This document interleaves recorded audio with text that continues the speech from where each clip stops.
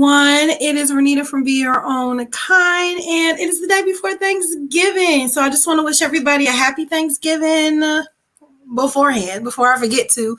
My name is Renita. I am the creator of Be Your Own Kind, where we highlight you feeling comfortable with you. There's no one better than you. So I wanted to start a little early because I do have the interview that I had with Blueprint Media Company, Demetria Brown. I interviewed with her earlier last week, and so she's going to premiere it on Facebook. So I thought it would be nice to start it off with us watching that. So I am going to share the screen now before I put the banner.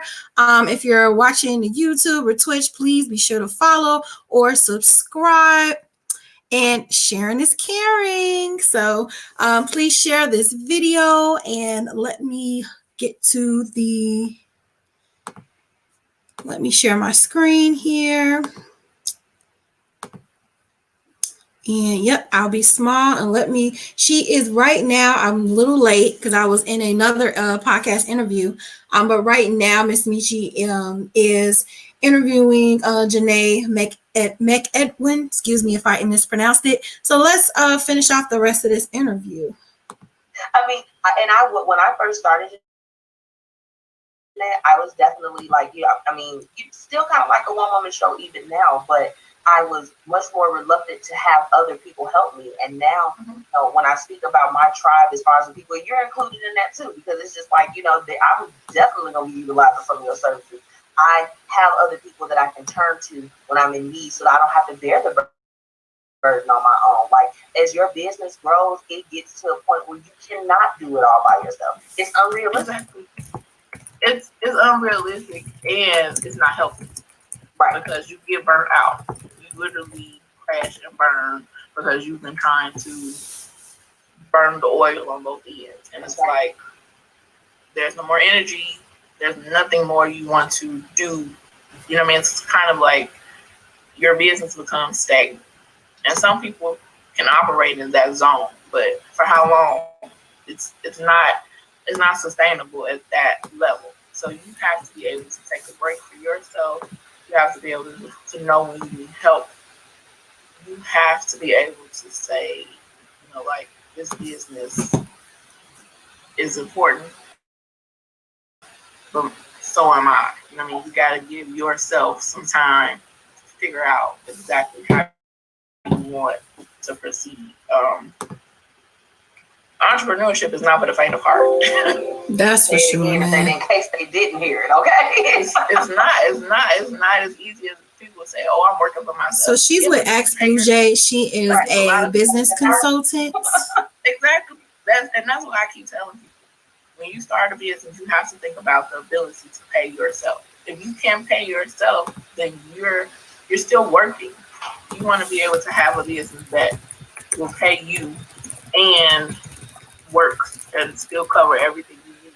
That's why not become only you. Like, you have to be able to sustain it. And by yourself it's great, but it's not easy. It can get to be a lot sometimes. I remember when I had to, add people to the team and do that. I'm like, okay, I feel a lot better. It was almost like a sigh of relief. Like, hey, I don't have to bear this alone. And,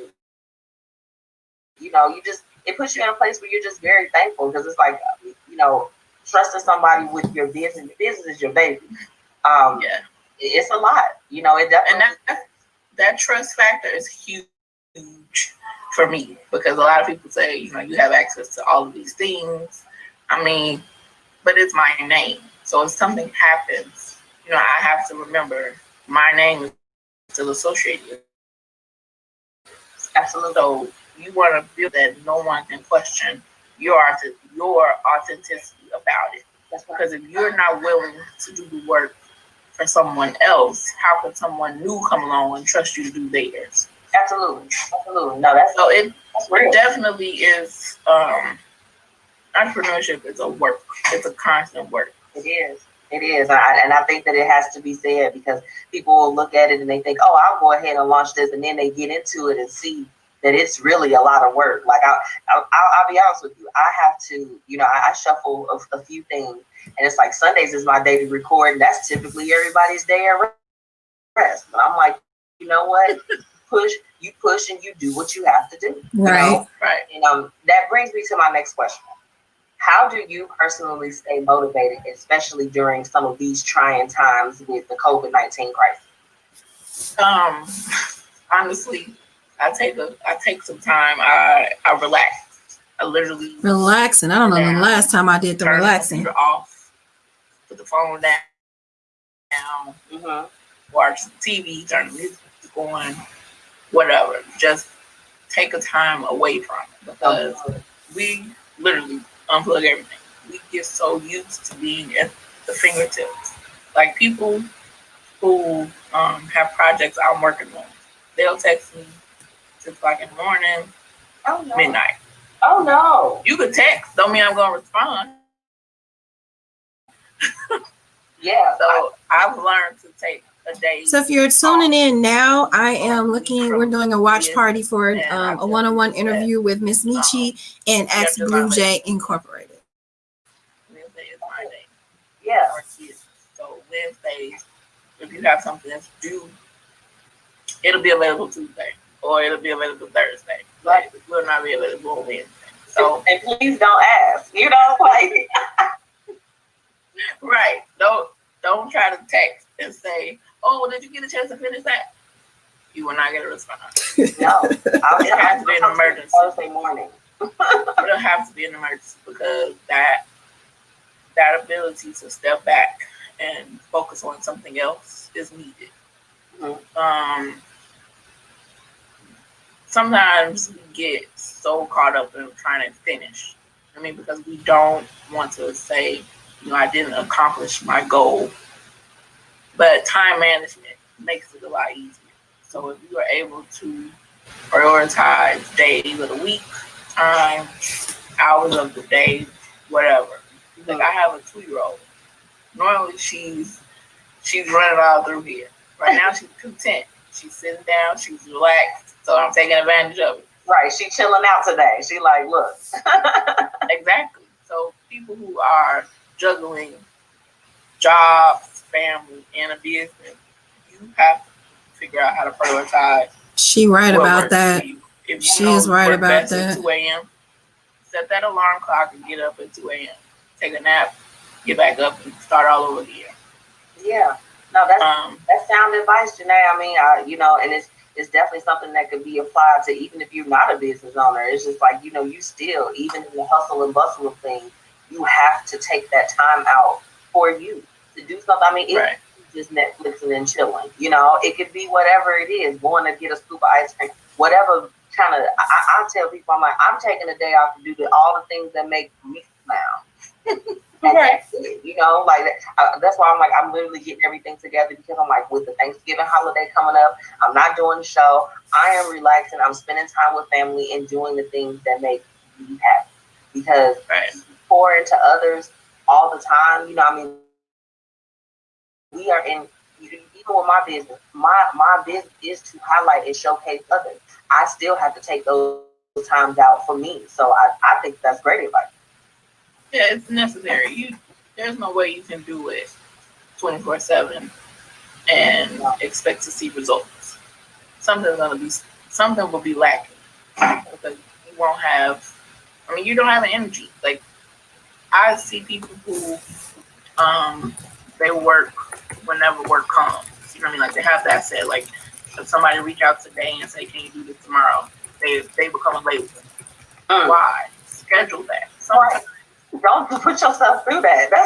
It just seems like it's so much. It's so much. Right. And people say, "Oh, well, I need the money." You need the money, or is that what you say? Because not all money is good money. That's true. Just because someone says they're available and they have X number of dollars to do this. Yeah. If it doesn't work with your timing, your schedule,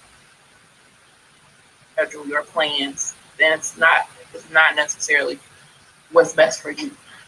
Now, don't get me wrong. People don't turn away good money because you want to take a nap. But right. Please, if you've been resting the whole weekend, I'm gonna need you to get up and go ahead and take that job. Don't do that. Right, but don't burn both ends trying to get that extra dollar, because it's not, you won't get to enjoy it. You're gonna be so burnt out. What are you gonna do? You have to set those healthy boundaries. I think that when people see entrepreneurs and especially when they're solely in business for themselves, they feel like that they have this like 24/7 access to you, and it's just like, no. The same way that you would have to schedule something if you was at your 9 to 5 to get a service or to get something, you would want to give that same respect to entrepreneurs. Now you kind of touched on that a little bit. I would assume that you probably dealt with that a little bit, when people were trying to like push the envelope to see like, well, let me see if she's gonna respond. Yes, because you know how you tell people, you may I believe in deadlines. If we discuss and we say we need this done by the 1st, then we're gonna get it done by the 1st. But doesn't mean I need to wait till the 31st to do it. Right. So some people. Oh man, that's a big thing. I am such a big procrastinator, like for real. Make sure it's done by the 1st. Right. Complete it, meaning no more working on it. Right. That doesn't mean you wait till the last minute, because that monopolizes my time. So because I gotta wait for you to do your job, your part. That's right. So I'm trying to tell people that realistic deadlines have to be set up front, because that way nobody is calling anybody at 6 a.m. or trying to send them a message at midnight. Last minute. No. Right. We need to have a schedule. It's smoke signals can go out. I don't care. Just schedule it. That way somebody can say, they're held accountable for their own things. Because if you tell me you need something done by the 1st, I give you some things that need to be completed before I can finish. Why would you wait till the 30th or the 31st to give it to me? That's ridiculous. Because then that holds me up. Right. So 2 weeks before your deadline, everything you need to have to me should be completed already. Yeah. That way we're not waiting the night before trying to crank it all out. Absolutely. No, that's real. You've been very transparent as far as like, how everything has been going with the consultant. And I mean, as much as we as entrepreneurs have to make sure that we're giving 100% of our best, we do have to, for the people that we work with, they have to respect professional boundaries and timelines and things that go along with it, because it's like we can only be as successful as you'll allow us to be, given the work that you do. So that's real. The direction has to be there. I don't like to micromanage, and I don't like to be micromanaged. Who does? In doing things, you have to be held accountable. Right. So, not being able to go back and pinpoint where something transpired, it's like, okay, were you paying attention? Right. Was there communication off? How is it that this isn't done? So that's why I said we have to hold ourselves accountable to make sure we're conducting business how we want business to run, as well as putting forth our best effort all the time. Absolutely. People get so consumed with wanting it to be perfect that it's not done correctly. So we start over. We have to go back and redo some things. When we did knock this out correctly the first time, we wouldn't have these issues. Right, it'll be done. That's right. No, look, you saying nothing but facts. Nothing but facts. But I do want to know, what's next for Ask Blue Jack? Oh, there's a lot in motion right now. Heavy sound. I want to know what's behind that. It's so much. I'm still growing business every day. Right now, I'm trying different things to get a different audience, because nothing wrong with the audience I currently have. I just want to expand in a different direction. So right now I'm trying a course that is called Create Market Sell. The course is geared towards entrepreneurs and organizations who are service-based that do not have products, merchandise. anything they can tangibly sell to help them grow business. And I say organizations because people think not-for-profits can't sell things. They can. They just have to make sure they allocate the funds that they receive from those sales back into the organization. It can't be to line someone else's pockets. It's not, most organizations that are non-for-profit get most of their funding through donations, grants, things like that. Right. But a non-for-profit organization can sell items all day long. They may not have items to sell, which is normally the problem. That's where create, market, sell will come into play. They literally will learn how to take things they do within their organization, their business, develop strategies to create these items, whether it's journals, notebooks, t-shirts, tote bags, tangible things that people every day use. Right. And they design the products, they will learn to market them, they will learn to sell them. Literally, it allows them to add on an expansion of their own organization or business. Okay. From service to include products. Because that is where a lot of our service-based businesses are lacking. Okay. You have no other sustainable income coming in. If you can't provide that service, what else is your money making? So you then have to reach out and partner with other people or create your own products. These products can be anything, t-shirt, however you want to do it. Right. I use drop shipping services.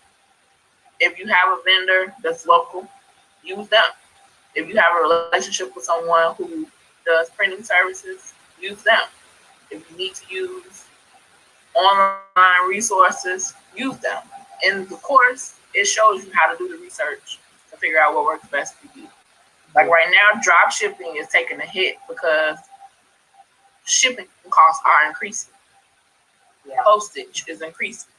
Shipping things through FedEx, UPS, it's increasing. So that means you need to offset those costs to someone. More than likely you're a consumer. Yeah. So unless you plan to eat it. And it's not sustainable to do that for right now. Exactly. So the course shows the different areas that you can use to get your product out there. Most people have a lot of ideas. For anyone joining, we are watching an interview between Demetria Brown, Miss Michi, and Axe Blue Jay. Fancy, throw some colors in there to represent your brand or your organization. Sell it. It can happen. Yeah, and people will buy it. It's a good idea. We have definitely advertised the that course on the show, as well as one it just passed recently, the Pushing Past Procrastination. Yes, that was a challenge. Literally, that was a challenge. Yes, yeah, it was. But it was a good way. The thing about it is that this is meaningful to be able to take advantage of and experience, so that they can become better in what it is that they're doing. And I love the fact that it can stretch over a multitude of industries and markets. Yeah. And that was my whole focus for Create, Market, Sell, Pushing Past Procrastination, because the procrastination part is who we are as people. Whether we want to admit it or not. I know I procrastinate. I seriously procrastinate. And there's nothing wrong with it. But the issue is you need to be able to see how to get around it, how to make it not so much of a burden on you, how to be able to adapt and figure out, okay, let me break it down into smaller parts. Maybe I'll do it more consistently. And that's the thing.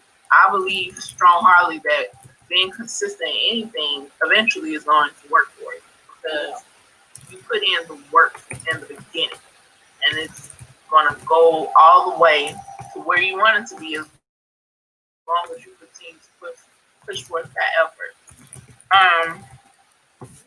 Pushing Past Procrastination Challenge will be available it doesn't have to be just on certain days per se, but because it's not ongoing.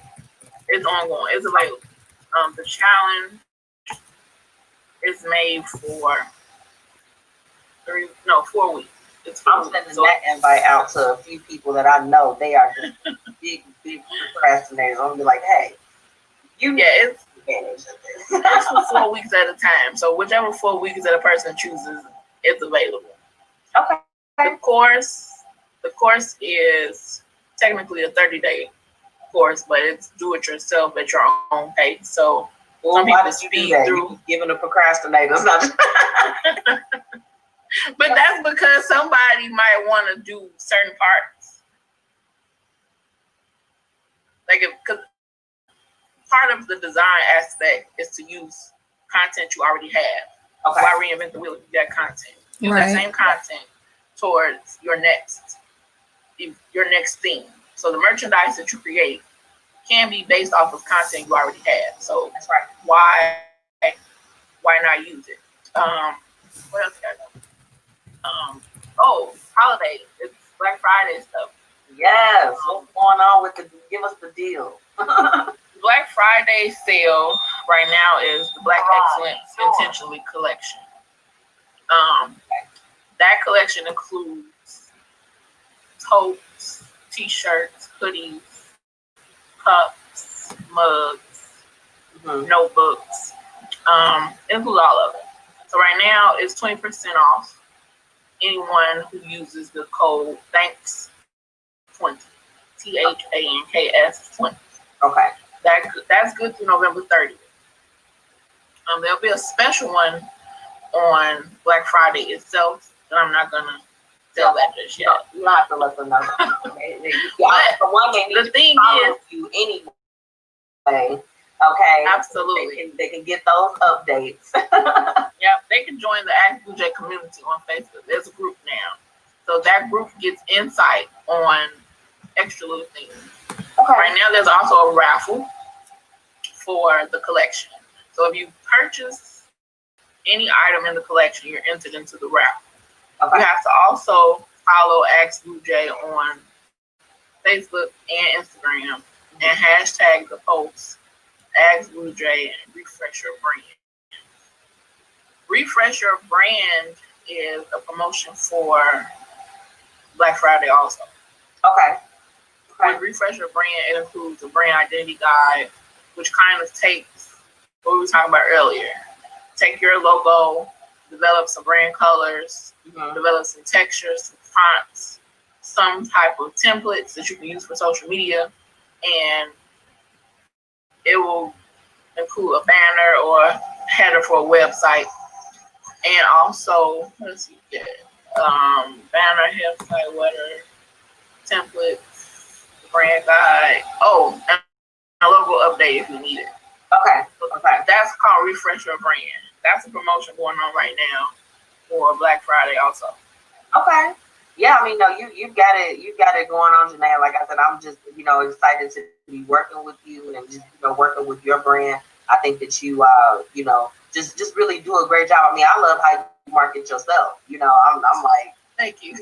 Go. So, and I want to thank you so much for taking time to speak with me. Can you let the viewers know how they can, follow you? Because I know we've been telling them to follow you, but where they can follow you and, how they can. Sure. They can follow me on all social media links under Ask Blue Jay. Facebook, Instagram, Twitter, LinkedIn. It's all Ask Blue Jay. My kid is. She needs you right now. Yes. Also, website askbluejay.com. Okay. AskBlueJae.com. Everything that usually is on social media is also on the website. Okay. Generally, I try to keep them updated, but sometimes. Oh, I know. Forget. But yeah, the Ask Blue Jay group, it's called Ask Blue Jay Community. I'll be tagging it, so I'll make sure that they are able to see it and can go in and join that community. That community allows people to get inside access to different promotions, events, things things going on. I also do my morning motivation posts, so they'll get those as well. I just like to keep us going. We have to keep motivated. We have to stay vigilant with growing our business. Not everything can be a sponsored ad, so we got to do some organic growing also. Right. I just want to see us all succeed. We have the ability to do great things. We can do even greater things when we work together, because partnerships and alliances and collaborations have sustained businesses for a long time. We need to do that for ourselves. We have a lot of great things and a lot of great talent, but we don't utilize them to the best of their abilities. So right. I say go full throttle. 2021, take all the lessons learned in 2020, because we've learned some lessons. Ooh, yeah, we're gonna make the best of it. Things didn't go how everyone planned. We started 2020 strong, and then we had we are taking over. I didn't know this was going to take over the screen. And then it was kind of like, hold up, wait a minute, not so fast. Right. So this has been a great year, though. I've still sustained. Business has grown even in the pandemic. That's right. And I think it's just the timing of everything. We have to devote time to be consistent and grow our businesses so that we'll have something tomorrow. Right. Leave a legacy. We want our businesses to sustain. Yeah. And to continue to grow. Look, Janae, you have dropped some words on here today. And I thank you for your platform. No, I thank you for for gracing my platform. It's absolutely just been amazing to hear your journey and to learn a lot more about Ask Blue Jay, and I look forward to continuing to support and serve you and your business too, because it's definitely one that's very meaningful, and I hope that anyone that tunes in, it doesn't matter where you are, she is able to assist you. So even if you are overseas, if you're here with us in the U.S., you have someone that will be able to uplift and help you grow your business. And that's what it's all about. Absolutely. Well, I want to thank everyone for tuning in. Janae, thank you again. It's been absolutely amazing. Make sure that you all follow me on all social platforms. On video, messing with my chin. Company, Facebook, Instagram, Twitter, all of that. Definitely look forward to, coming back next week with another influential guest.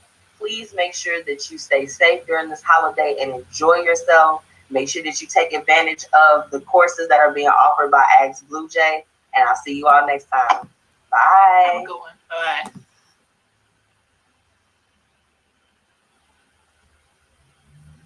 Okay, so I guess I have to find myself. Started offer you as more so as a hobby. So what was that defining moment that it changed from being a hobby to, this is a business model? What can, how did that shift happen for you? A normal day, just randomly Googling. I like to Google random things, and I came across the suicide rate. Really? And it's in children, it is increased. I don't even want to, I'm getting teary-eyed. It's increasing in children due to cyberbullying, during who they want to love and who they want to sleep with or who they feel they are. And then some feeling like they can't keep up with the kids. I feel like I missed some of my interview. Stuff, or parents that can't afford it. All of this is just raining down on them because this stuff is in their face every day. Right. In their face every day. And I realized it was bigger than me just randomly chatting. There are people out here that really need to know you are you. That's right. And there's no greater person to be but you. So if someone else don't accept it, then they're not your people. You're not stuck with the toxic people. They're not the only billions of people on this earth. And there are people that will support you and love you for who you are without you having to just straight change yourself. It's one thing to edit yourself, improve yourself, but it's another to just rearrange everything about you. Right. And it touched me. Right, and it turned into a platform for me. My hair was popping that day. Absolutely. Yeah. Oh my gosh. I mean, you know what? The thing about it is that we often when we think about the why are we doing things and, and utilizing our platforms, I mean, I think that that's powerful. Times have changed. There were a lot of things that we did not have to deal with when we were younger and when we were in high school. I mean, it was like if you got bullied, it was like to your face at the school, Right. You afterwards, and they might try to start a few things on tags and things like that. I don't want to show my age too much, but it has increased now, and it's just like there is a lot of this kind of like the follow me thing. Like I don't like to use like follow. I kind of, it makes me cringe when I have to say it, but it's just like, hey, support me as I support others. It's very difficult because it's like this follow me type of culture. It means that you do have to kind of take on some of those things almost that someone else is doing. Right. And we talked about confidence actually on your platform, to be your own kind podcast. And when you don't really have that, or you don't have anyone that's encouraging you to have that confidence, you will be like a chameleon. You'll kind of adapt to whatever's around you at that point. Right, because it's safer that way. It's safer to just, it's bold to be against the masses. It's bold to quote unquote be lame. And I saw an interview from somewhere on YouTube where it said everybody's lame. Everybody has quirks about them. Like the coolest person has some weird thing going on about them. You know what I'm saying? Like, and we take these little, I don't know, lame quirks, and we're ashamed about them because everyone else is ashamed about them. Like when I was growing up, I got teased for being a white girl because I never knew slang and things like that. So it made me kind of feel away. But then when I'm older, I'm like, that wasn't necessary for me to know that when I know English. Like, no offense to people that know it, but it's nothing wrong with me that I was in the house. I wasn't outside, so it made sense that I didn't know it. You know what I'm saying? So you're punishing me for something I'm not even exposed to. Yeah, I mean, I experienced it definitely being a plus size woman. I mean, even people will say things that, my mom is gone, but I just love what she instilled. She's just like, girl, she's like, God saw fit for you to just, have a little bit of extra than everybody else. She always, you have to have those people that are speaking that positivity into you. And it does start at an early age, and so it was just like, I grew up, I'm like, yeah, okay, I'm big, and what else do you have, and it's just like, but there are a lot of people that if they don't have that support, if they don't have platforms like Be Your Own Kind, where it's encouraging you to walk in your full truth. So if you happen to be plus size, if you happen to have, dealt with, certain things, or you're not confident, you want to be encouraged to feel those things. Right. And it's just, I mean, that's why I really applaud it. Like, I look at the things, I mean, even your pictures that you took, I was just like, serve, Renita. Serve. And there was a time I wouldn't take a full body picture because of being a bigger woman. Like, it's like, okay, I'm cute, so I'll show, shoulder length. You can see the face. You got face. You ain't never getting body. But I'm reserving that for my people. Right, but if I'm going to say be your own kind of 100% you, not just up to the shoulder length you. You are who you are. That's right. And even if you're on a goal of losing weight, that means nothing if you haven't developed self-love and self-acceptance along the way.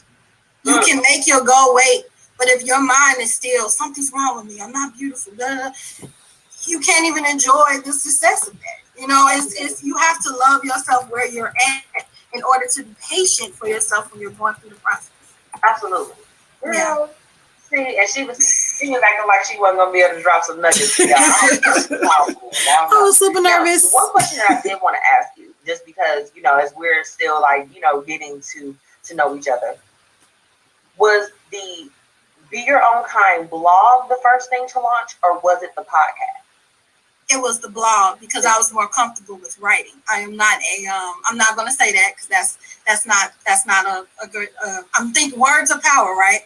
So public speaking was not my strong suit. Okay. So even as growing, I don't know why. So even as a kid, when things were bothering me, I wrote them down. Like my best friend was my pen and my paper.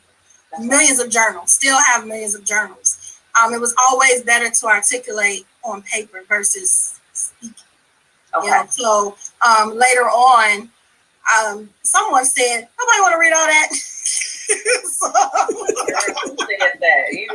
We gonna speak. We need to FedEx them a slap. Right. But it was like, you can do interviews, and I was doing interviews on my blog, but it had a great effect, but I felt like the effect would have been greater, like having an interview on a podcast, recording it. So it was on my podcast was only supposed to be for interviews, and then it just turned into different segments from there. So that's how the podcast came into play. Okay. Yeah, no, I definitely just wanted to ask, because I'm like, of course, like when we kind of come in tune with one another, I've seen, both of them kind of happening at the same time. So I get the blogs, I get all of that, but I was curious as to which one, which one came first, and now between the two, now that you have, kind of. I'm going to go get a charger. I'll be right back. The videos and everything, which one would you say that you prefer now? Yeah, I'm putting you on the spot. You got to choose. As far as editing, I would have to choose the podcast. It is much easier. I'm sure. Yeah, no, that's real. The audio is just like. Yeah, and it's more authentic, because when you are writing, you still you got to pick a certain style, certain way that you have to make sure your tone shines through your words. But when you're on a podcast, you already hear the tone. You don't have to create an atmosphere. It's already there. It's already present. So. Right. No, that's impressive. I do want to know, with the blog, with the podcast, and just all the things that you've done along the way, what do you feel has been your greatest accomplishment so far? This year, consistency. Because, as I said earlier, it was a hobby. So I did it when I felt like it. I'm like, okay, I'll go like weeks without writing. And then there were people actually sending me messages like, are you okay? Are you all right? I haven't heard from you. So then it resonated like, oh, people are actually looking for this. Like, even when I had the purpose of helping people to feel comfortable with them, I guess you got to do that on a consistent basis, because you got to keep. It was your calling, man. They were calling you. Hi, we were following up. Right. So even with a purpose, it was passion, but not consistent passion. It was like, I'll be laying in the bed and be like, yes, everyone needs to know this, and I would write, and then I would wait for my next inspirational moment. Right. Now you got to find that inspirational moment. It's just like, okay, I need it. It's Tuesday. I need to go ahead. Right. And I enjoy your programming personally. Thank you. I really do. It's you have a good way as far as like talking about the things that are going on kind of like around us, and then helping to talk about the things that are going on inside of us. Well, thank you. That is actually my goal. That's it. No, I think that's great. I'm happy. Renita and I, outside of just being friends and stuff, we have helped each other professionally. So, I'm like, I want to see more. Yes, I was one of the people like, damn, where you at though? Just because it's important. Especially, it's not like you are putting out trash. You are putting out quality content. And the people do want to see it. They do want to see it all the time. So, I'm happy that, Renita has a weekly lineup, y'all. I'm telling you, it's dope. And, if you haven't stopped the video to go and follow, you need to go and do it now. Thanks to you, it's the weekly. And so I'm constantly reading, constantly trying to stay, find motivation and inspiration to share with others. Because one thing about me is I'm not going to talk about anything I haven't experienced. I'm not a person to stand on my soapbox and say, you need to do this. And no. I'm transparent. Like, look, I was on my diet last week. The chocolate cake entered the house. I ate the chocolate cake. Like, so with that being said, dust yourself off, wipe the milk mustache off, and don't eat the chocolate cake next week. Like, leave it alone. The holidays is coming up. I honestly, I was going to try to like do a little thing. I said, you know what? I'm gonna wait. I'm gonna wait. I'm gonna live my best life this week. Okay, I'm eating the sweets, the cheesecake, I need all of it, all of it. Right, and I have a segment called "Diary of a Curvilicious Bride" that I restarted. It relaunched last week actually, where I talk about my. I didn't know that you relaunched it already. Okay, see, I need to get into them. Yeah, it's Diary of a Curvilicious Bride. I was laying around, as usual, laying around somewhere, and I was just like, that's dope, of a curvilicious bride, because bride is always in a negative sense, but it's like power to me. Like, yes, I'm that bride. Yes, I am, So that it started off as just another like diary, and then it turned into, there are people in my situation who put so much stress on them to lose this weight that they miss out on life. They miss out on life. Then you have you have some family members that they don't mean harm, but they say crazy things. My grandma, God rest her soul, but she used to always be like, "So you just gonna be fat for the rest of your life?" Like, that's just something she's saying. It's something she's saying because she's old, and they don't have filters. But to you, it affects you. It affects you, and even though they're being funny or whatever they're trying to do, it kind of make you feel away, and it's like, weight loss is not easy. I don't care what these little fads and all of that, because even when you try to keto, I have a friend that tried keto that told me don't do it, because when she got off of it and we got back on it, it was harder for her to lose the weight. She said point blank, exercise and working out. So that's a long journey exercise and eating right. Look at me. Right. I don't even know it. So I'm not gonna do it anyway. Like, it comes with patience and time. So I talk about my highs and lows on my journey, and I even renamed it a health journey, because it's not even about how I look on the outside. It's not even about that anymore. Right? It's how I feel about me on the inside. It's not about, in the public eye, you want to feel confident with yourself. And I am not going to be confident trying to put on stockings for an hour for each event out of breath. I'm just not. No, ma'am. No, ma'am. I just, for me personally, I want to take this time to give a shout out to Shaper Mint leggings, the ones that come up, baby, because it's been saving the girl during this quarantine. And there's so much pressure that is put on people, especially people like us. We have our platforms. We haven't made it to like a national or international spotlight yet, but it's enough that it's like, we have some influence. So people will try to project the things that they want or that they feel like that you should be doing onto you. And I'm just like, you know what? Everybody is here on their own journey. So no, I could probably lose a couple pounds, but I'm going to do that on my time. I can't do it according to your standards, and I think that what I really like as far as with your brand is that you really tailor to it being a very personalized experience as far as being your own kind, that it doesn't have anything to do with outside influence. No, I can't talk about your experience. I can't get on my platform and say, Miss Michi went through this and I just, I can resonate with you, but I can't talk about your experience. We can experience the same exact thing, but you will articulate it. You will digest it a whole different way than I will. Right. So I can't speak on anybody else's experience but mine. And I feel like it comes from a genuine place. If it's something I don't know about, that's what you get the guest speakers for. So they can talk more about it. So, we need you to speak on this today. Right, because I don't know nothing about this. But there are people going through this, and I want them to, to have some type of advice or some type of nuggets. Because it's the nuggets that get us through life. It's not that the problems and the issues go away. It's how you think about it. It's your perspective on it. That's right. You can be dealing with the same crazy baby mama. But when you flip your perspective and you hold her accountable for it and not hold yourself accountable for crazy stuff. That part. Yeah, it's powerful when you do that, and I thank you for sharing that, just everything that's gone on with your experience. And, another thing that I actually, I do like to ask my entrepreneurs that come on the show is, what are some challenges that you had to deal with along the way? Thinking from when you started up until now, what have been some challenges for you? Sticking with my theme.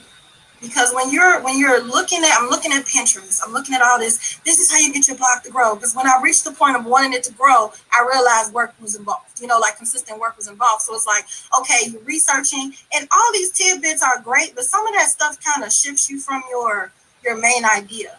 So it's not that the advice is wrong. You just have to figure out what works for your brand that keeps you on task. Because some of the things I was saying, well, you need to say things like this, and I don't want to give idle advice. 9 ways to wear a sweater. I don't know 9 ways to wear a sweater. I put my arms in the sleeves and I go. Yeah, no, that's real. Right, and that's all the tips I have for you. That's it. I don't want to put it on. But if it's something with my brand aligning, 9 ways to be able to look yourself in the mirror. Some people can't even look in the mirror. They can't even look themselves in the eye in the mirror. If it's something that's actually a good topic. But I was over here, I was like, that's a great topic. That is. I should write that. Let me write that down.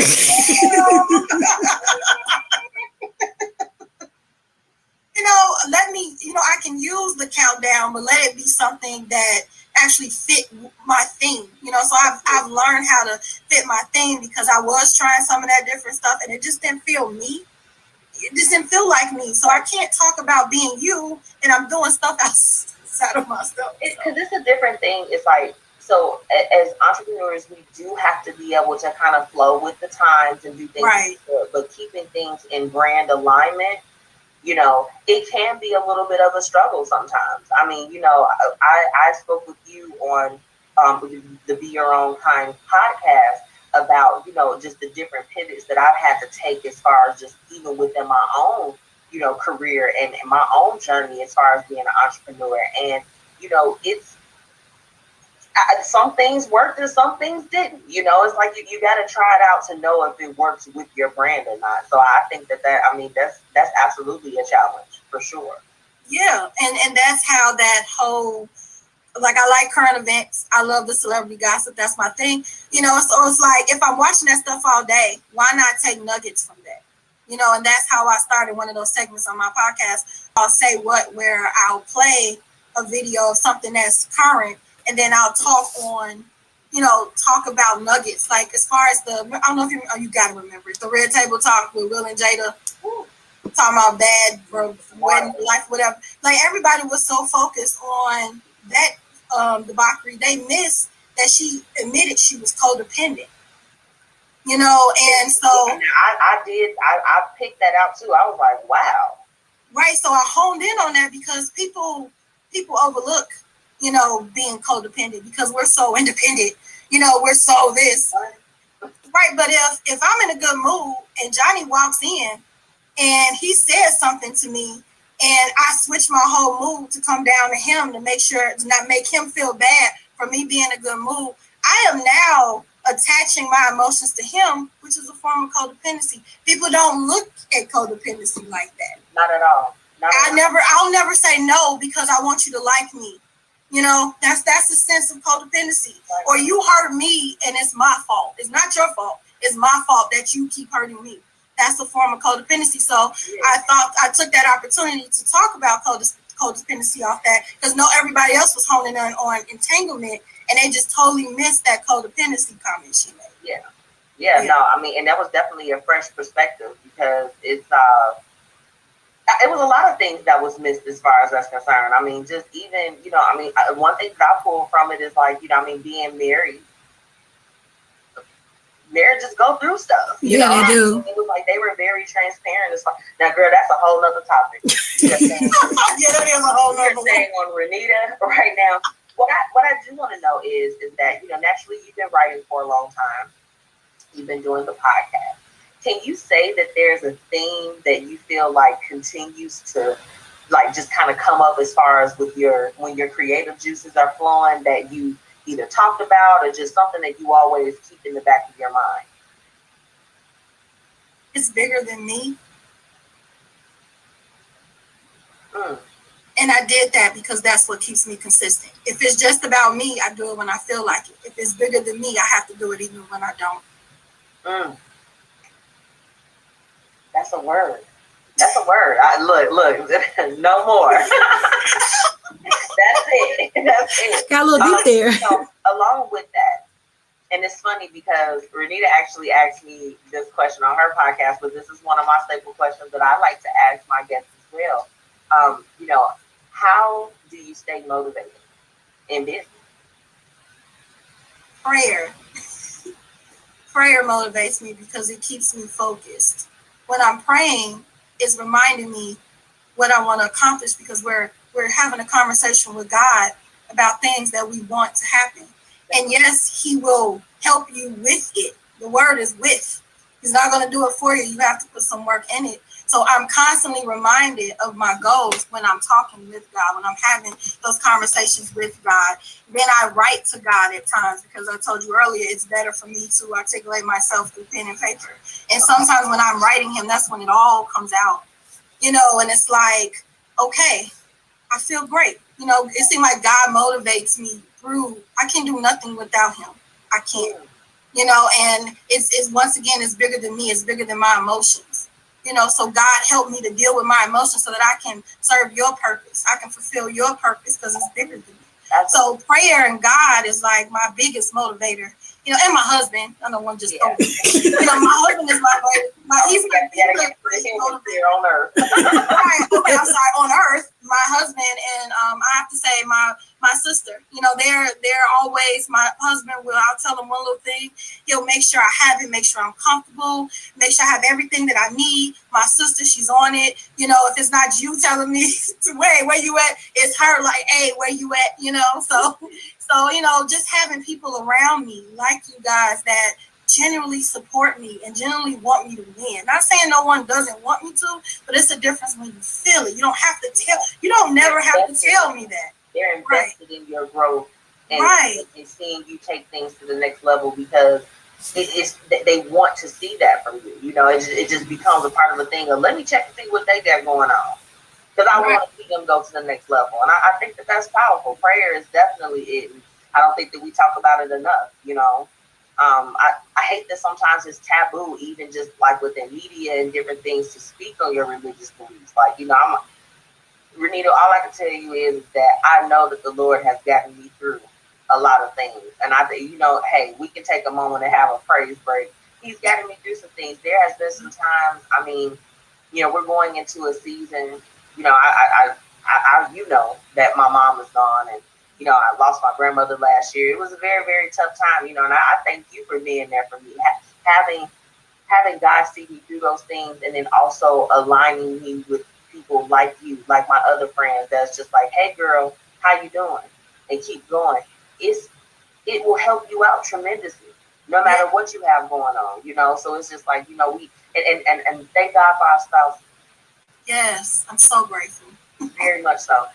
Anthony helped me switch everything up in here. He did the signs, did all that other stuff. He just like, look, if this is what you want to do, I'm behind you 100%. And I think that definitely it helps you to keep going. It helps you to overcome those challenges that come. Right, because we're human. I'm not part of that Superwoman movement. I'm not. I may not lift the truck today. I may not be able to do it. I'm human, and that's the problem with how. This is a whole other subject, but that's the problem with how Black women are looked on. Just because we can take a lot of pain don't mean we want to. That part, for sure. Don't mean we don't feel. We don't like this stuff ain't, gaining up on us, and then we're taught that we have to be strong. We have to take this. No, we don't. We don't. And girl, now that is a topic. That's a topic for sure. Yeah, no, it's a lot. And it's funny. I've had a couple of males that have come on to Miss Michi one-on-one. But it's like when we get to this part as far as like talking about those challenges and the motivation, the answers are a little bit different. It's just like with us as Black women, we got to push a little bit harder. We got to do a little bit more, and so sometimes it can be disheartening. And then some days it's you can't do anything but rejoice because it's just like you actually did it. You pushed through. Right. So, with us being Black women, it's really important to have that cushion, that group that will help you. It's good to have God. I feel like we stretch out to God. That's all we have. because everybody around us is looking for us to fill them up, but no one realized that with all that pouring, you're empty. So now you ain't got nothing to pour on anymore, and you don't have anything left for yourself. That's for real. So sometimes it's just God that has to pour that into you, because everybody else is looking for you to do something for them, and they forget that you may need something in return. So yeah. Y'all, child, I ain't got I love Miss Michi. I do want to know, if you were to sit down with an aspiring entrepreneur, they're just getting started, right? What is one piece of advice that you would give them? Write it down. Writing things down breathes life into it. I do not care how big or how unrealistic it seems at first. Write it down. Write down 10 things, 10 goals you want to do. Out of those 10, take out 3 of those. Then on another sheet of paper, write the first, second, number it 1, and then number it 1 through 5 underneath it, and then the same for the other 2 goals. Mm-hmm. And the 1 through 5, you write micro goals. Okay.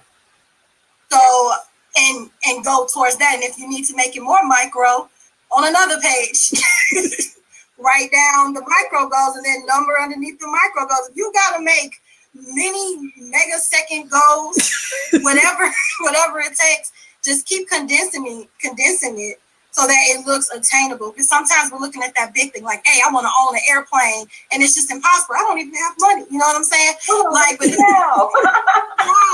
But if you start so small, it's to just saying, number one, like you said, I believe you said on the podcast that you are a list person. So you put one down and you're like, you know what? Research types of airplanes. That's so small, but that's a step. That's a step towards your goal. And the best part about micro goals are you can cross them off. So now you got a sense of accomplishment. That's because sometimes we stop because we feel like we're not making any progress.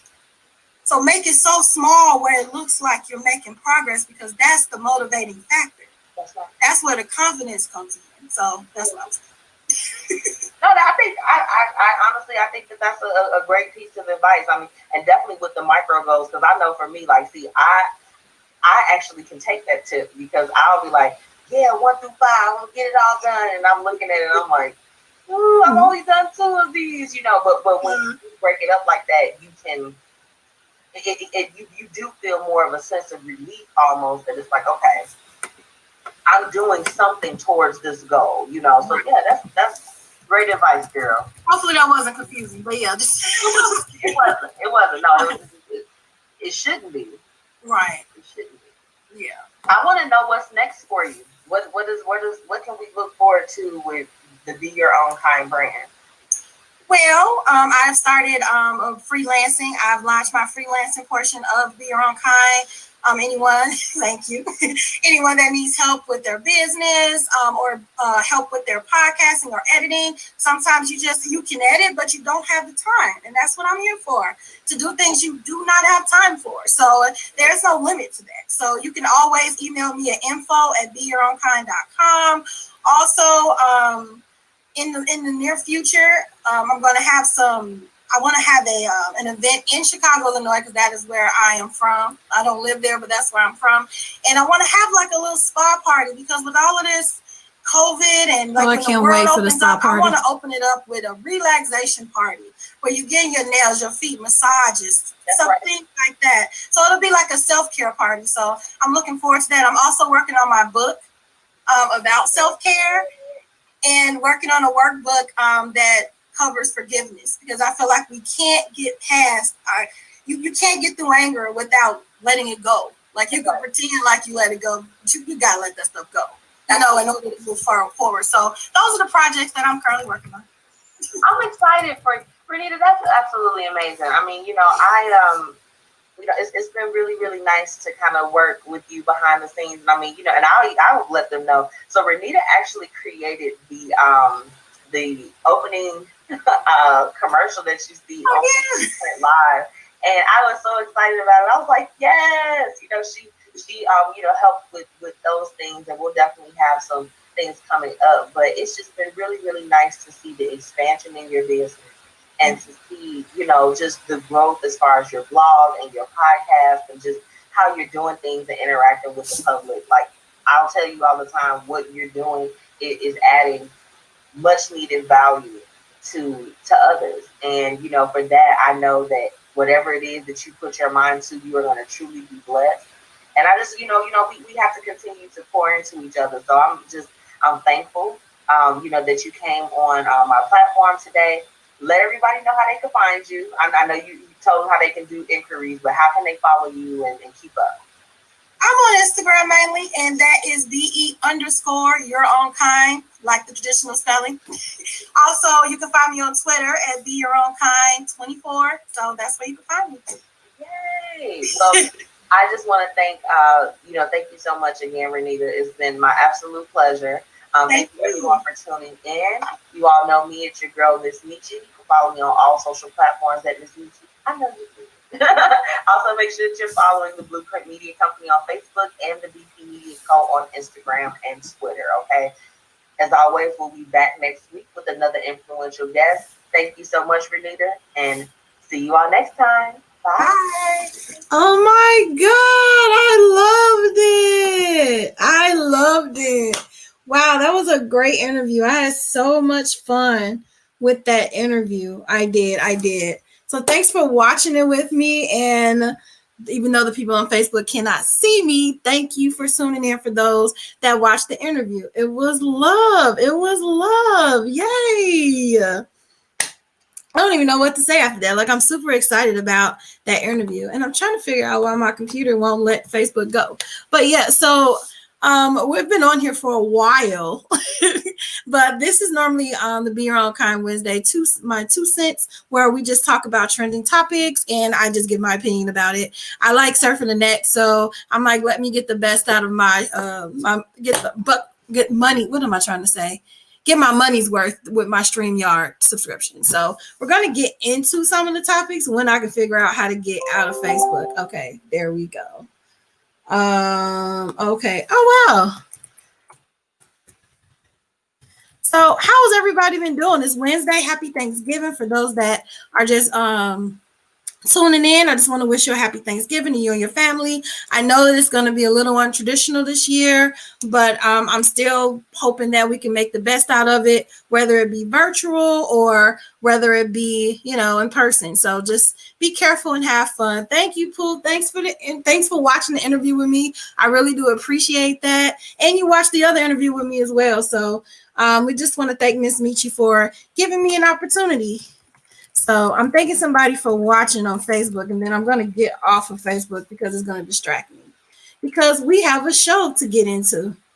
So let me get out of that and let's get going. So it's been a lot of stuff happening this week. I know we have to talk about the Grammys because the Grammys have been a big subject. But before we get into that, I actually want to talk about Fox Network being sued. Now, I feel like they should have been sued a long time ago for racial discrimination, just for the simple fact that, let me get off Facebook, just for the simple fact that, that they're just known for saying some out-of-pocket stuff, and they've been getting away with it for so long. So 2020 is not playing with anybody. It's exposing everybody, and everybody gonna have to pay for whatever they done throughout the year. So we know that 2020 is not playing with us, and my internet is not playing with me though. Let's see. There we go. Oh, come on. I always have issues on Wednesdays. I surf the net every day, and then when it's time to be online, it does not work. So let me try again. Let me see. So basically it was, I'm trying to get to it, but I might just have to just talk on it because I don't understand why. Oh, I know what's happening. It's copying my bullet point. Okay. I is smart. All right. So now we're finally getting into it. So let's see. I don't like the way it's sharing that screen. So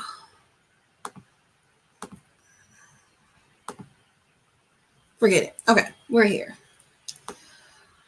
All right, so here we go. So here is a video of what's happening. Let me restart it. Fox News reporter and anchor Kelly Wright is joining a group of 12 current and former employees in a lawsuit against the network. The group is claiming they experienced repeated counts of racial discrimination and harassment. The embattled network has already fired its top-rated news host Bill O'Reilly and Chief Roger Ailes over I didn't even know Bill O'Reilly was gone. claims. That's how I don't watch. You know, I don't watch it. Lawsuit, Wright, who has worked at Fox since 2003, says he was discriminated against because of the color of his skin, citing that the network has plantation-style management. Wright says he was repeatedly denied appearances on Bill O'Reilly's show to discuss race relations. The lawyers representing the 13 plaintiffs said, when it comes to racial discrimination, 21st Century Fox has been operating as if it should be called 18th Century Fox. So what makes me you got to get out of there. What makes me a little weary about this is they've always been. You got to stop. You got to stop. You got, what is going on? Is it more than one of you? Okay. So yeah. So what's shocking to me is they've always been problematic. They've always been a little racist. So that's why I said 2020 is just exposing people, because Fox has been getting away with this foolery behavior for like a really long time. So, I mean, I'm glad he spoke up, but it's always been like plantation, like in the news. Like the news was biased. This especially these last 4 years, they've been biased. So I thought it was kind of weird that somebody is just not saying something about it. But I'm happy that they did. I guess better late than never. I also found another interesting article about them, and it was about so I don't watch Fox News, so I don't know these people, but there is a Seth Rich. It's a conspiracy story that he was pretty much I don't know if we can say this word, but he was pretty much killed, and they said it was a conspiracy theory that the Democrats pretty much put a contract on his life. So they're saying that the rumor spread so much that they got paid out for it. So they won a lawsuit off of a conspiracy, his parents. So I don't really know what this guy was into. They're saying, let me see. What they're saying is occurring during the 2016 presidential campaign, Rich's murder became the subject of numerous outlandish conspiracy theories, the most common being that Rich was the source of the hacked DNC emails leaked by WikiLeaks during the election, and that his murder was a retaliatory hit ordered by unnamed high-ranking Democrats. The false claims have been repeatedly debunked, but were promoted and amplified by a who's who of prominent movement conservatives who rejected the widely accepted conclusion that Russia-backed hackers were behind the hack. So this story spread so far and wide that the parents actually won this lawsuit. They must have had a great lawyer, because I didn't think that you can win a lawsuit off of hearsay, but apparently you can. So this is 2020, so why am I shocked? So it's saying that Fox paid seven figures to settle the lawsuit over bogus Seth Rich conspiracy story.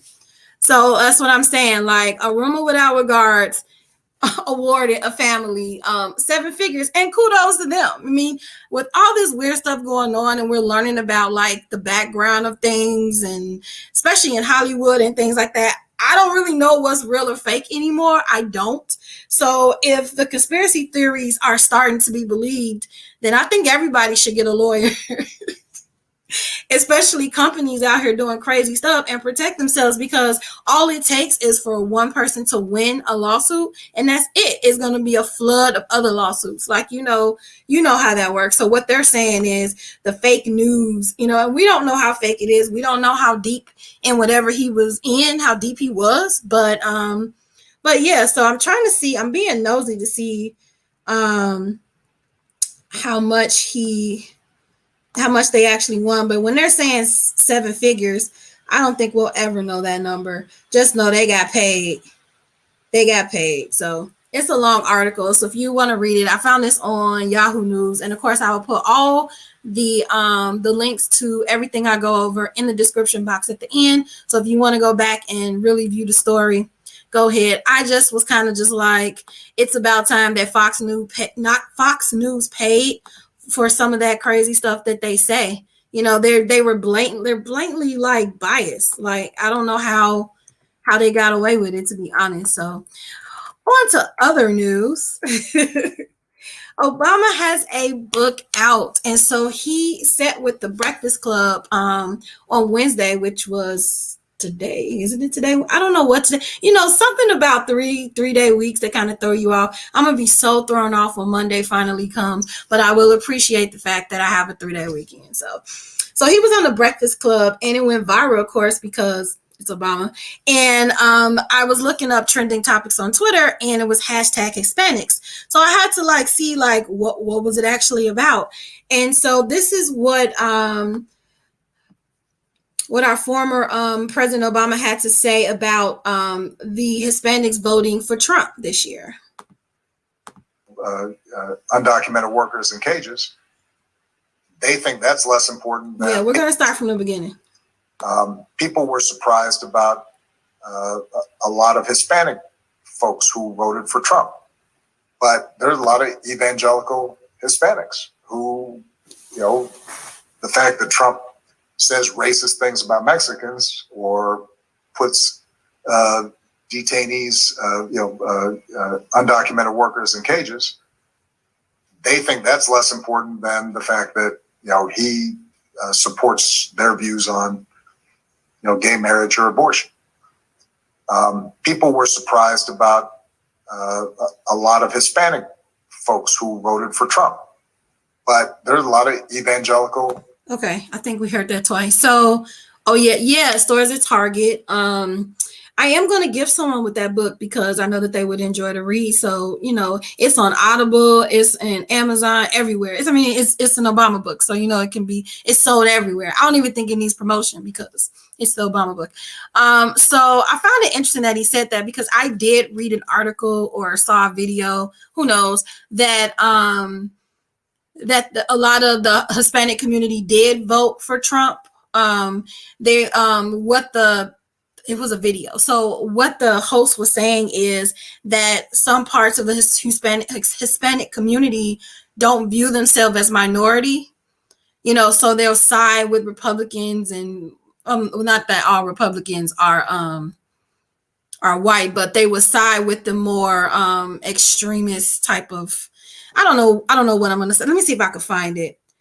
Because I don't think I'm saying it right. But he's saying they don't consider themselves minority. They consider themselves white. I was trying to be politically correct, but basically that is what the host was saying. So let me see if I can find it. Hispanic vote for Trump. And I found that interesting. So, and then if you think of the Hispanic community, they're mostly Catholic, this, you know, statistically, and the Catholic faith is not about homosexuality or abortion. So what Obama is saying, that they're more concerned about their religious views than the maltreatment of children being caught in cages. And then someone in the comments on Twitter was even like, well, weren't you the one that put them in the cages? I didn't even want to research that because that would break my heart if it was something out there that President Obama was a part of that. Former President Obama was. Here's how the Latino vote is shaping. I might not be able to find it, but it was a really profound, like, I'm not even giving it justice. Is it this? Let me see. I love to get off subject. Trump, so I'm a Trumplican. I'm not even a Republican. I'm a Trumplican. I created this group out of the necessity to make sure that I'm an independent understand that you do have a right to Trump. So I'm a Trumplican. I'm not even a Republican. I'm a Trumplican. I created this group out of the necessity to make sure that people understand that you do have a right to vote for whoever the hell you want. A bunch of women were getting together very casually. And it's weird that it's women, because Trump said a whole lot of unnecessary stuff about women. And so I was one of the first ones to finally say, you know, I'm leaning towards Trump. Once I said it out loud, bunch of other women said, me too, but I feel like if I say it, I'm going to get ridiculed. I'm going to be called names. I could lose my job. I could lose friends. I genuinely like the vibe. And with that being said, a lot of people were pretending like they were going to vote for Biden, because if anyone openly was like, hey, I'm voting for Trump, you got ridiculed. You got thrown in the trash. So there were a lot of people that low-key voted for him, but will never admit it. He's very real. He's very honest. And I can feel he's being real honest. Never mess with the guy who's got nothing to lose. And he had nothing to He's lose. real and he's honest, and I can feel he's really honest. Fat pigs, dogs, slobs, and disgusting animals.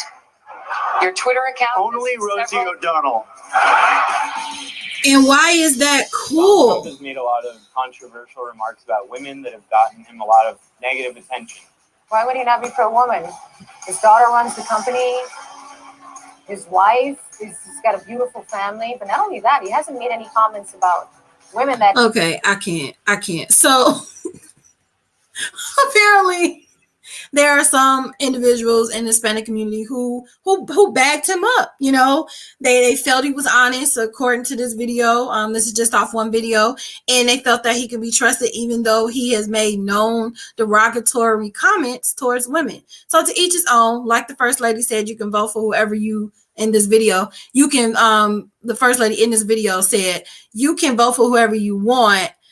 However, the fact that majority of his time in White House was to build this wall, so it's kind of like, I don't know. What are your thoughts about this? I do agree with Obama 100%. Like, we have to look at the bigger picture. Everyone wants to reverse gay marriage, and here's the thing: who cares? Who cares who people are married to? Like, why? I just don't understand why that is a subject at all. That's people's personal business. Like, who cares? But apparently everyone cares. And it's been passed, and it's not going to be reversed. I don't think it's going to be reversed, and I don't see the point of it being reversed. Like, that's just my opinion on it. Like, who cares? So anyway, so now we're going to talk about what is trending everywhere, and that is the Grammy nominations. I actually started watching the event, and then I went to sleep, and then I woke up and it was still on. When I woke up, Megan Thee Stallion was on there, and she was stumbling through some of the names, but she got through it because some of the names weren't easy. And then something weird happened that didn't happen with the rest of the singers, and I'm having a real hard time with the copy and paste today, so please excuse me. I feel like I should stop the bullet points in my notes because they won't let me be great. They just won't let me be great. Oh, it's doing it again.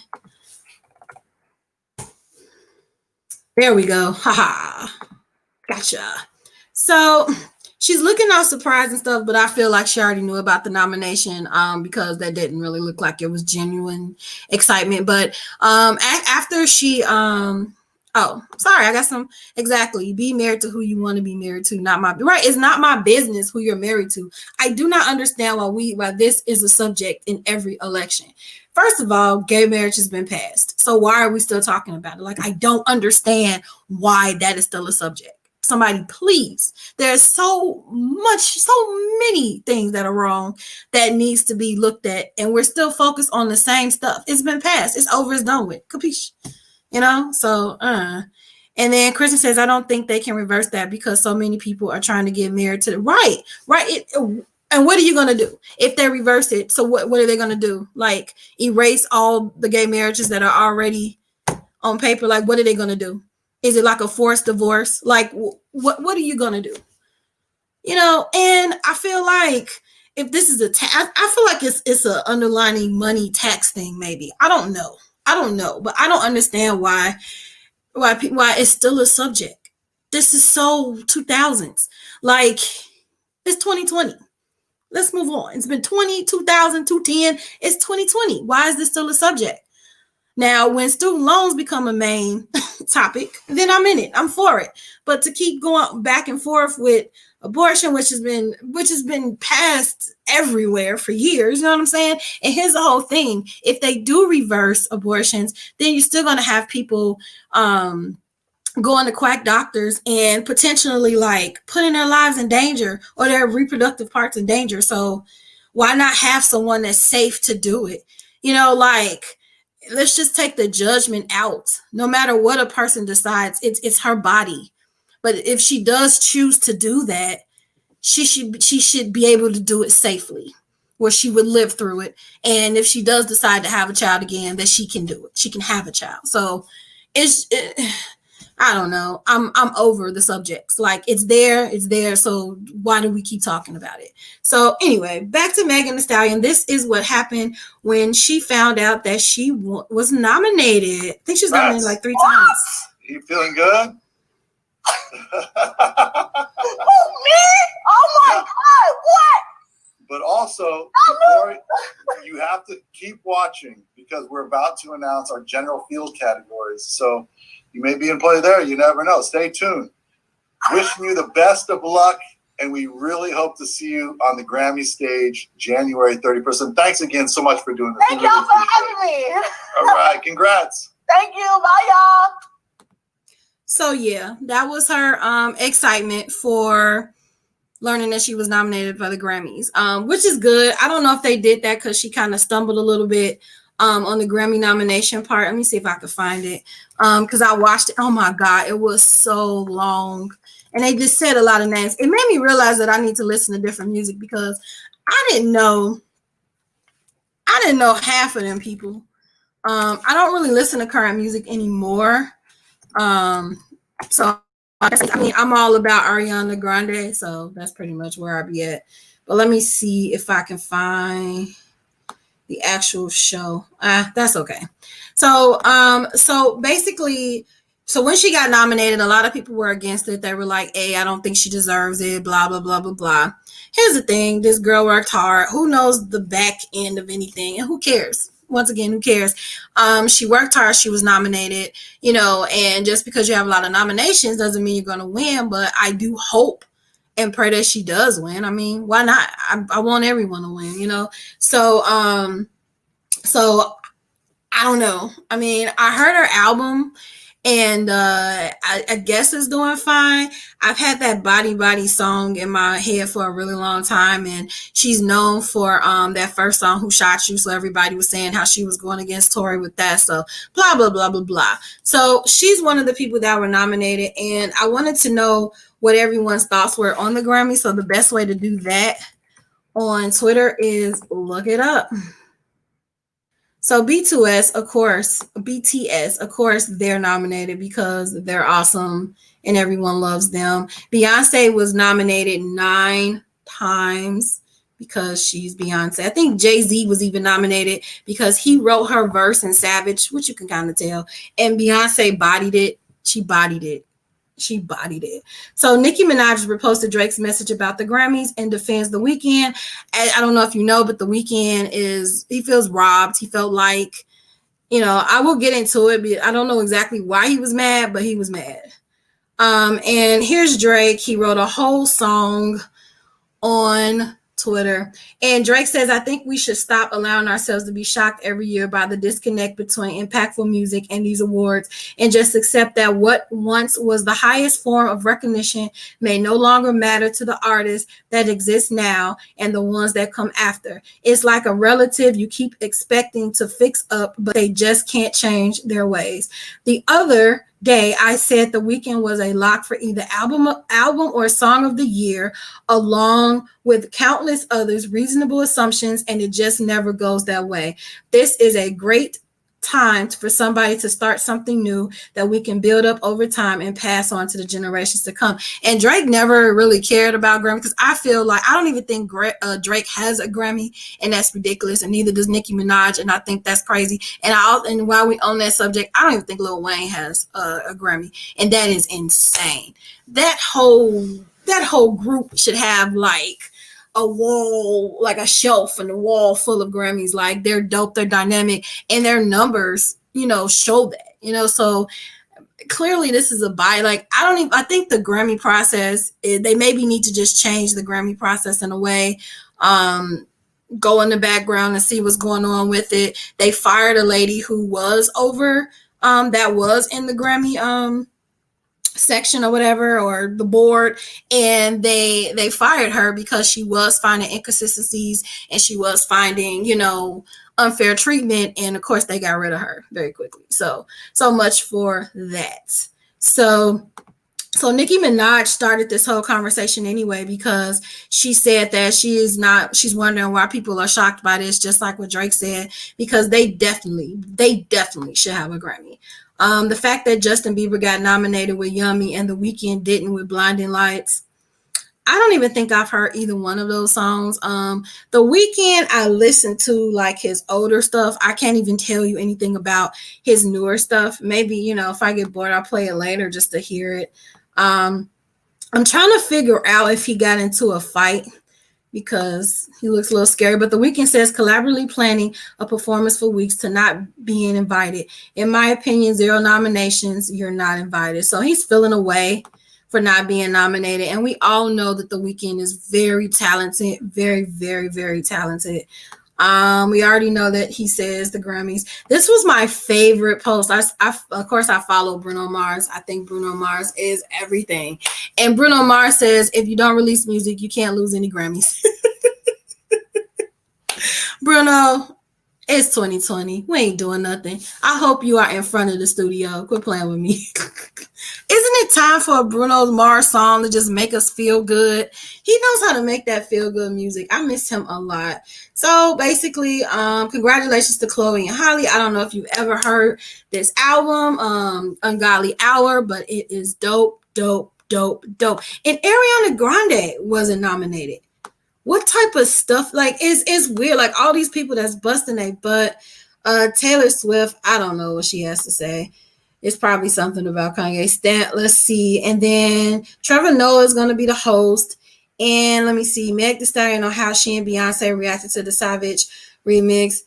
How come Beyonce never says anything? Like, somebody's like, why has Megan been speaking for her for the last 2 weeks? But anyway, LOL, Bruno got a point. Yeah, he does have a point. Like, I didn't put out music. I don't have to be disappointed. But I know that Bruno Mars got some Grammys. I know he does. His last album was on replay every day. I listen to it every day. So US Today is listed Katy Perry among the artists who should be nominated for Grammys 2021, highlighting the song What Makes a Woman. I haven't followed Katy Perry in so long. I can't even tell you what song she has anymore. Selena Gomez, both had major albums that sported Hot 100, Without Me and Lose You to Love Me, respectively, but neither could secure a single nomination. Have you ever listened to a Selena Gomez song? She literally whispers. Like, I don't know what she's saying, but she leaves me intrigued. Like, I saw a live performance of her and I didn't know nothing she was saying, yet I was like, she's amazing. So I don't know, she got an aura about her. I don't know what it is about Selena. I don't know what the girl is saying though. So that's pretty much what's going on. I mean, same stuff, different year. You know, so then everybody's going back to Beyonce's stats, and Taylor Swift, you know, she always, you know, and then Justin Bieber, I don't know if I can find what he said. He wanted his album to be on the R&B, nominated for R&B, but he's not an R&B artist. So I'm so confused. I thought he was pop this whole time. And apparently he has been, but now all of a sudden he's not. So I don't know. We'll just wait until the Grammys and see who win. I mean, I don't really watch it. I don't even watch awards anymore. I just watch the highlights at the end of it and see who won. Though I feel like the awards have lost this. You know, I used to be excited, like, man, the Grammys are coming on, the AMAs are coming on, and now it's just like, I'll catch it if I catch it. You know, like, it's lost this pizzazz for me. Like, the performances used to be different, used to be unique.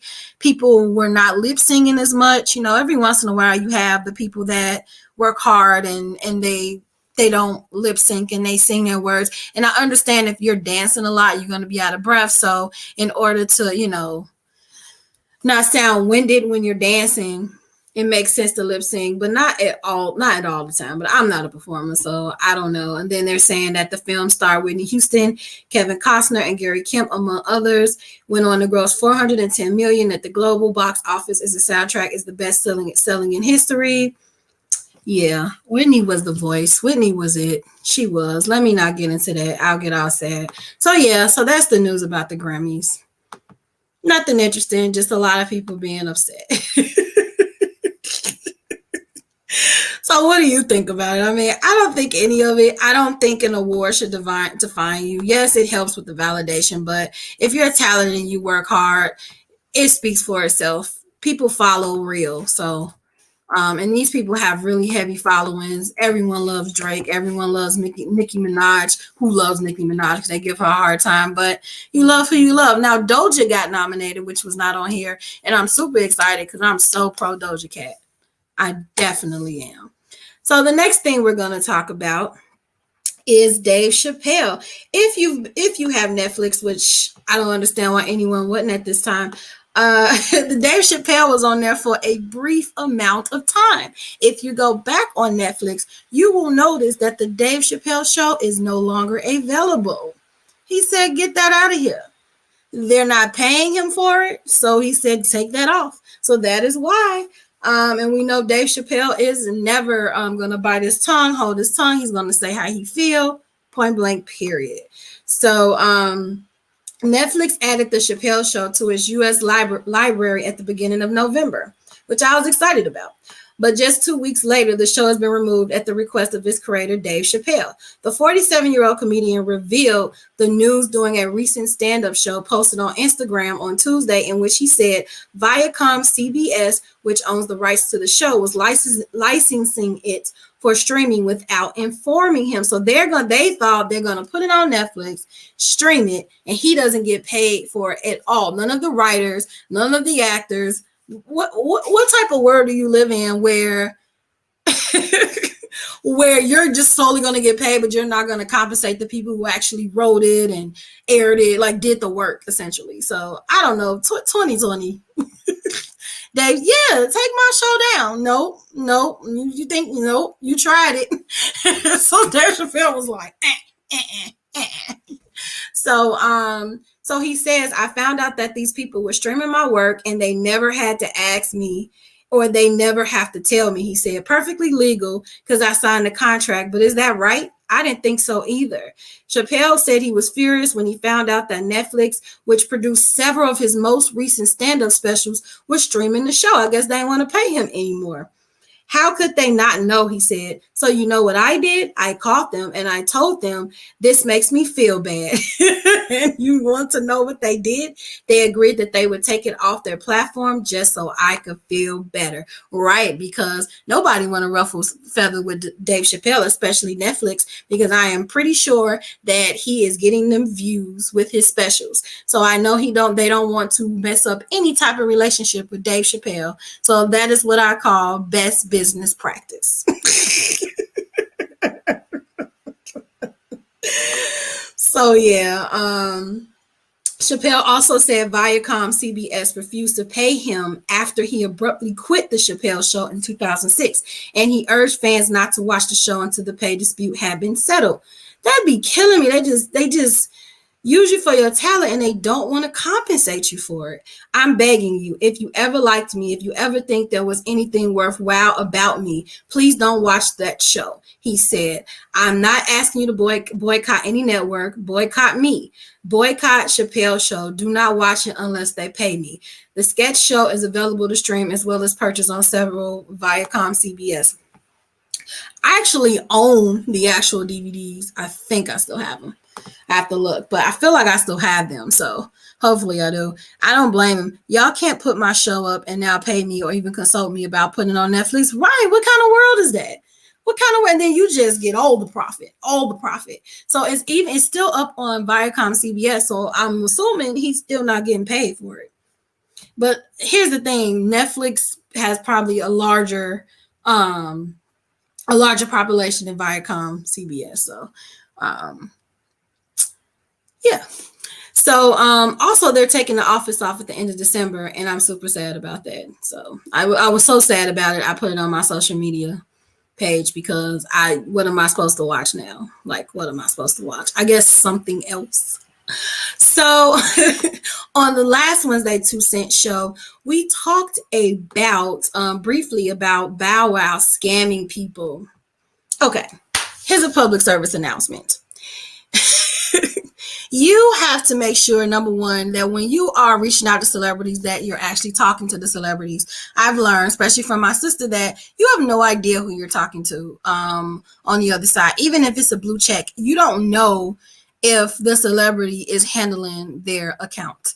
You know, even with the emails, even when you're shipping stuff, you know, if they make an agreement to do something or to advertise something for you, get a contract. I do not care if no money is involved and it's just an exchange of services. Like, here's a free wig, which, you know, what I'm about to get into now is a free wig. You know, if you put it on my platform, get something in writing. Get something in writing. Then you won't have to go on social media and complain about it, you know, or you don't have to get on social media and nothing gets done about it, or the celebrity try to downplay your business and your efforts.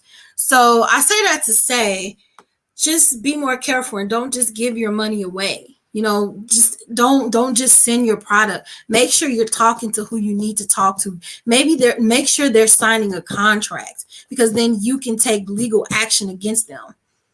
You know, it's always your word against them, against theirs. And even without that, you can show these messages, but a celebrity can easily say, that wasn't me. That was my manager. I didn't know nothing about it, because you don't know who's on the other side of the phone. So I say that because there were some instances where Bow Wow was scamming people, or allegedly scamming people, where he'd say, hey, I'll advertise your music. And then they send their money and then nothing ever happened. So just be careful. So today's culprit is Miss Mulatto, or she called herself Big Lotto, Mulatto. I don't know. She's a rapper, and I actually like her. But what I don't like is how she handled the situation when the person complained about the wig. I don't blame him. Oh, yeah, that's what you said. Sorry, baby. So this lady has all the receipts, all the conversations, but like I'm saying, how do we know? You know, how does she know she was actually talking to Big Lotto? So here's what Deborah Leini said on Twitter. She says, Mulatto legit stole my hair 2 years ago. First of all, why is she just not saying something 2 years ago? But I digress. And I've just been watching her blow up. Now she's blocked us. What a loser. Had the nerve to say that was 2 years ago, like money's changed in 2 years. Get the F out of here, you silly bee. So, yes, and yes, I love Big Lotto, but I don't like her behavior in this situation. So, and I put it on Twitter like, hey, both of y'all could have handled this better. But anyway, look at me being the moral police. So then Big Lotto says, 2 years later, I'm getting 10K a post and still would have tagged and reimbursed you if you approached me different, boo. My last hairstylist stole all my wigs when we parted ways, and I'm still resolving issues today because of it. Waiting 2 years for me to blow up sounds opportunistic. It's giving clout chaser. Yeah, number one, why did you wait 2 years to say anything? That's 2 years ago. That's so long. Right? Why bring it up? Because you feel cheated. You should have felt cheated 2 years ago and said something to her before she blew up. Then it would have seemed a little bit more genuine. Now you are kind of, you know, you do seem, you know, like an opportunist, like she said. However, 2 years ago, when the wigs were stolen from Mulatto, she should have had her or her team reach out to this young lady and let her know what happened. That way the lady wouldn't feel away 2 years later. That's just how I feel it should. I feel it should have been communicated, not like avoid her altogether, not block her, you know, and not answer her. Just say, hey, your wig was stolen. I'm so sorry, you know, and offer her a reimbursement, or just apologize that it was stolen and you can't advertise it. Let her know what's going on. I feel like that was owed to that young lady. Still, I don't know why she waited 2 years. That's weird for me. And so the lady goes on and she's showing, now mind you, this is what, I guess this is Instagram. And she said she did, then another person said she did the same thing to me when I was selling hair. Still got messages. She's a hair thief. So now this is a second person saying that she stole the wig. But was this the time that all the wigs were stolen? Because Mulatto did say that they were stolen. And let me see, we saw hers already. Okay, so it's just these two. I could have sworn I saw 4. Also, basically, Mulatto is a hair thief. So then, I don't know what just happened. Can you take me back? Oh, Lord. Can you take me forward? Okay, so down here, Big Lotto keeps going. I got an MF trying to sue me now for a car accident 3 years ago too. Like everything and everybody be so opportunistic. I swear to God, I be wishing I was normal sometimes. So it's like, so now she's like, she's stressed. What y'all fail to realize, if I have no problem buying a whole different wig on my own and tagging that girl as if it was hers, but you're not going to talk to me crazy without knowing the facts first. I still expect to get what you wanted 2 years later. I get her point, but you are in the limelight. You got to be careful how you treat people. These are your fans. These are the people that's paying your bills. And everybody just treats social media like it's a freaking public diary. You know, like, why at this point, why can't this conversation be had on the phone, you know, or through voice message on Instagram, so you at least know that you're talking to her? You know, the best thing about being a rapper is people know your voice, so you'll know who she is when she's talking. And so she says, y'all, okay, we said that already. And then Big Lotto says, no, my last hairstylist, okay, we already know that, stole her wig. And then she said, then Big Lotto, hey, hon, what happened to the hair? We didn't get a post or a tag. You took our hair, didn't promote it. And if it's a thing that you didn't like it, then you should have returned it. To do that to a Black business that has spent a lot of money on hair for you is a big shame. And now you got bigger. I doubt your care could have paid for the hair if it wasn't going to promote, if you weren't going to promote it. And Big Lotto says, girl, that was 2 years ago. So how do you feel about that? That response, Kristen? Exactly. When you in the light, yes, everybody gonna come after you for old things that happened, but you also have to handle them accordingly, right? Even though it's been 2 years, I get it. Why are you bringing this up now? But on the other hand, you could have said something better. You can't just blow her off and be like, girl, because my whole thing, if you were gonna, how were you gonna respond if she came and said it nicely? You know, would you have even said anything if she didn't publicly, you know, say anything? You know, so I don't know. I think she handled it poorly, but I mean, she's in her 20s, so I guess she's showing. Then it was another person saying she did the same thing to me. So now she is a serial wig stealer, it looks like. So with Bow Wow, we could barely find anything, but with Mulatto, we got about 4 people saying she's stealing wigs. And here's her best response yet on Twitter, Chris. Like, this is the one that kind of like, I was just kind of like, come on, girl. So let me go to it.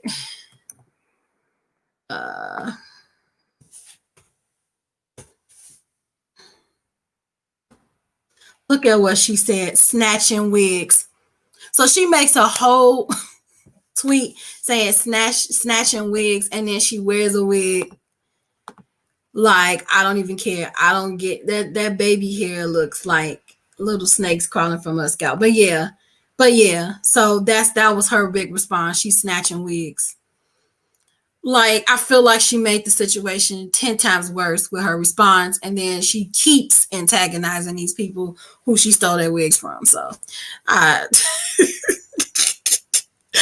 just don't get it. I just don't get it. Well, anyway, that was all my subjects for today. 2020 is insane. I was going to get into Megan Thee Stallion, and apparently she's having issues too. People are saying that she stole their design for her fashion. She has like a Fashion Nova line, and she said that a boutique said that her ideas were stolen and she wasn't given credit for it. Then apparently one of her songs on the new, what's her album, Good News, it was ghost written or whatever. Not whoever was the ghostwriter on that song. I'm sorry, I'm losing. See how I'm interested in it. Whoever was the ghostwriter on that song apparently stole it from a local